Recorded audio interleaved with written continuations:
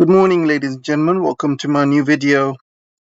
So Scholz is going to China, possibly next week, and already you can see the knives are out. The Europeans are saying he's a backstabber.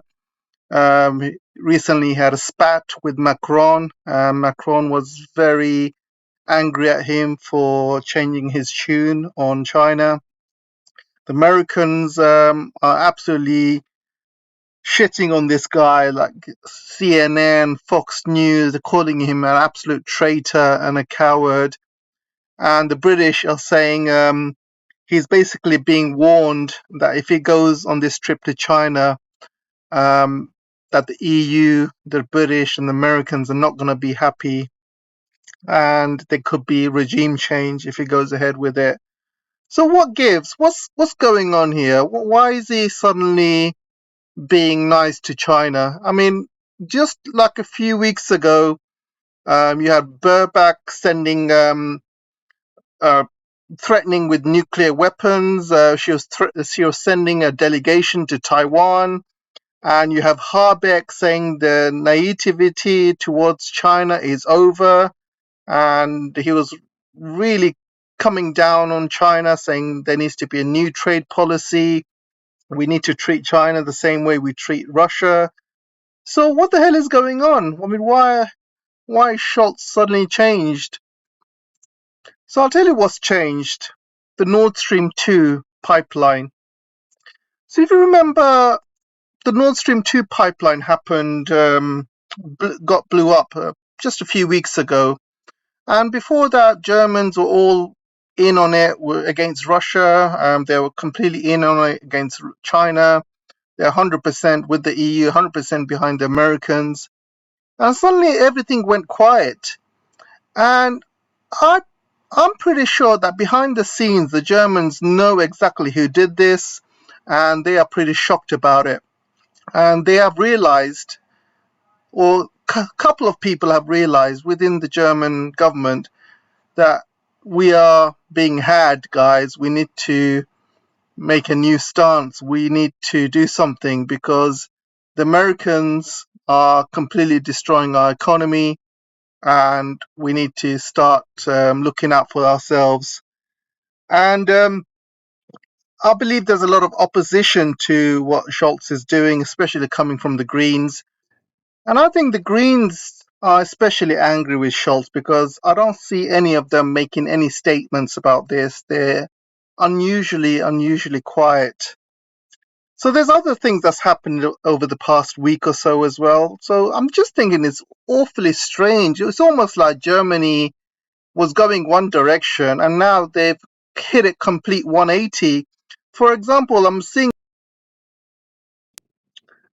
So Germany recently, over the past day or two, has allowed China's Costco to go into the Hamburg port. And obviously there's a lot of protests about it from the German government. And, Scholz has gone as far as saying that Europeans should allow Chinese investment into their ports as well. And you can see here, the German cabinet allowed China's Costco to buy a stake in the terminal country's largest port on Wednesday, in a decision pushed through by Chancellor Olaf Scholz that triggered unprecedented protests within the governing coalition. With the support of Olaf Scholz's Social Democrat-led ministries, the cabinet approved a 24.9% stake in investment in Costco in one of the logistics firms,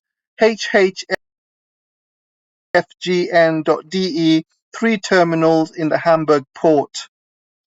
So this is a really big deal. This is an absolute big deal. 6 months ago, even 3 months ago, this would be completely unheard of as well. But there's other stories as well. And you hear this as well. Germany to push ahead with Chinese takeover of chips plant. German spy chief has warned that China buys into strategic industries in order to exert pressure.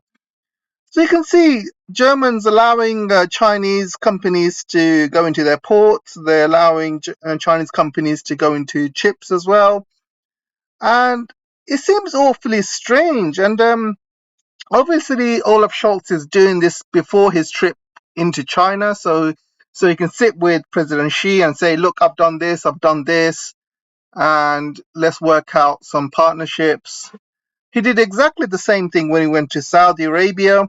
A lot of people don't realize that Germans had arms embargo against Saudi Arabia. So he cancelled the arms embargo and he's allowed German arms sales into Saudi Arabia just before his trip to Saudi Arabia. Unfortunately, he didn't really get much in return, but that's not the point. I think the point is to start building up a brand new relationship with Saudi Arabia, and now he looks like he's doing the same thing with China as well.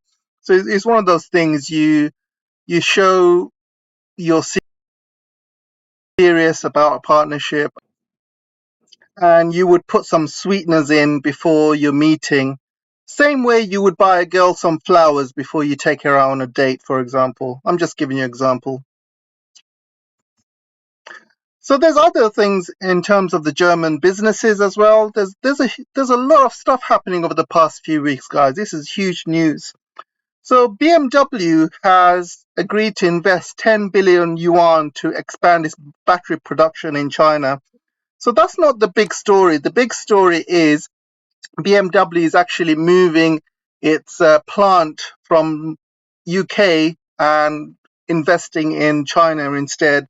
So they are looking like they are moving their stuff from Europe and moving on to China. And you can see currently BMW makes about 40,000 electric mini cars per year in the UK, although the company's Cowley factory based in the outskirts of Oxford has been rumoured to be axed. And they will be axed, guys, because I mean, these big car companies cannot run their factories in UK, in Europe, because of the huge electricity prices are going through the roof. This is a start. BMW is moving their factories to China because energy is much cheaper there. And also Volkswagen, Mercedes are following as well. And there's articles such as this: why are German automakers like BMW, Volkswagen increasing investment in China? And this article tells you exactly why, because energy is so much more cheaper. And believe it or not, China's inflation is only around 2.5% compared to the rest of the world. So if you are a factory in the UK, for example, not only do you have to pay really high investments, you're going to have to pay high labor as well, labor costs. But also, they've increased their corporation tax to 25% from 19%. You also have to pay higher interest rates as well. So if you've got loans, you're going to have to pay higher interest rates. You're also going to have to pay higher energy costs as well. So as a business point of view, it doesn't make any sense having to run a business in the UK. I'm just giving UK as an example. So it makes sense to move your business away from UK and move to a country where things are much cheaper. In China, the inflation rate is still 2.5%. The taxes are pretty low. Energy costs are very, very low because most of the energy in China comes from renewables, and energy prices are pretty stable in China as well. So a lot of companies are moving there. So it just makes business sense, to be honest. And even business leaders are coming out and they are supporting China as well. You can see VW, Mercedes, and BMW. It says, obviously, this article is coming from Bloomberg, so they're not going to, say a good heading. But if you look at the actual description of it, you can see here, VW's Bloom will join a delegation led by Chancellor Olaf Scholz on their first trip to Beijing. So you can see it's not just Olaf Scholz going to Beijing, he's also the VW leader as well. So they asked him about the human rights record, especially about the treatment of Uyghurs in Xinjiang. And this is a VW statement. VW has carefully limited its comments about the region and what goes on inside the factory it shares with the state-run manufacturer SAIC.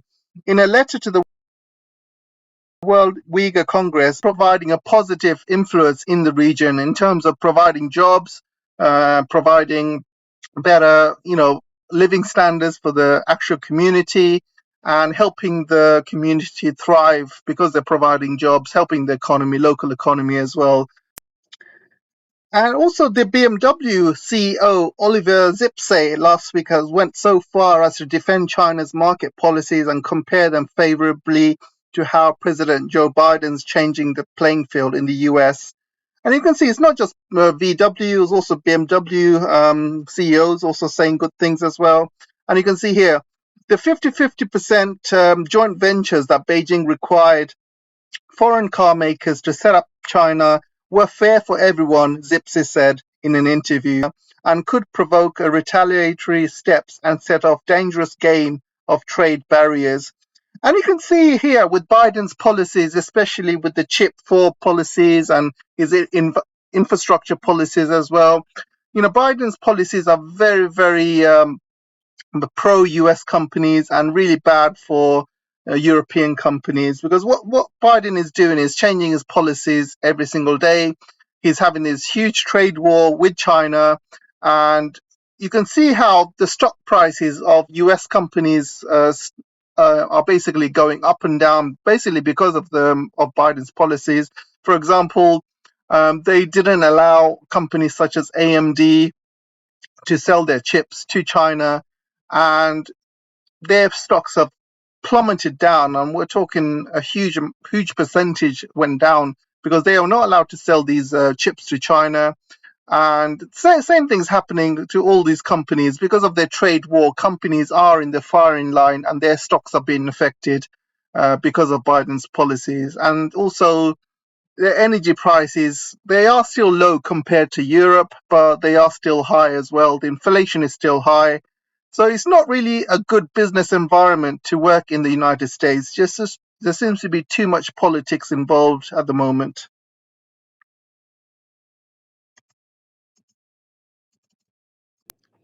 Then every day you are seeing stories such as this. BMW is doing just that, shifting production of electric mini hatchbacks to China from the UK and assembling an SUV model that is through its partnership with Great Wall Motor, which is a Chinese joint venture company. At Mercedes, well over half of ultra luxury and ultra profitable Maybach vehicles sells to customers in China, supporting its push further upmarket. Germans cannot bite the hand that one feeds them, said Matthias Schimpt, a Berlin-based auto analyst. So you can see things are very much changing. For all this talk about decoupling with China, well, the US has been talking about decoupling. The German businesses are not listening to that. There was a very much a false report that the US's main goal is to take these auto companies away from Germany, uh, basically by having such high energy costs in Germany. These auto companies are not going to survive. So the US is trying to poach them away from Germany and take them into the United States. But unfortunately, it doesn't seem to be working. It seems like these German companies are doubling down on their investments in China or moving their productions in China. So all of this stories about how German companies are moving to US is just all fake, because you just have got to look at not just these car companies, but also big German companies like BASF, who have just announced a factory in China, and they're moving all of their operations to China. And the gas prices and electricity prices in Germany is just so high, they cannot afford to operate in Germany or in Europe. So they're moving everything to China. So this is just a start, guys. You can see things change very quickly. A couple of weeks ago, before the Nordstream incident, none of these stories would have seen the light of day. But since the Nord Stream 2 pipeline has been blown up, I think the Germans, even though publicly they are not saying anything, they are not saying the US did it. Privately, they are talking amongst themselves and saying, you know what, guys, because of the US, we have destroyed our relationship with the Russians. We are deindustrializing because of the US. Let's not destroy our relationship with China. Let's salvage what we have with China. We do not want to completely deindustrialize. This is what the US's plan is. We cannot allow ourselves to be cold and hungry in the winter because of the US. So let's try and make amends with China, and let's try and build that relationship. Let's not destroy it. I think that's what's happening. That's all from me from today. Don't forget, guys, you can support my channel on Patreon, on Locals. Really appreciate the support you guys give. And also, if you cannot support me, you can welcome to buy me a coffee. Or if you cannot do that, you're welcome to just carry on liking, watching my content, sharing, commenting, whatever you do to help the algorithm. I really, really appreciate it. So I'll see you in the next video. Thanks for listening. Take care.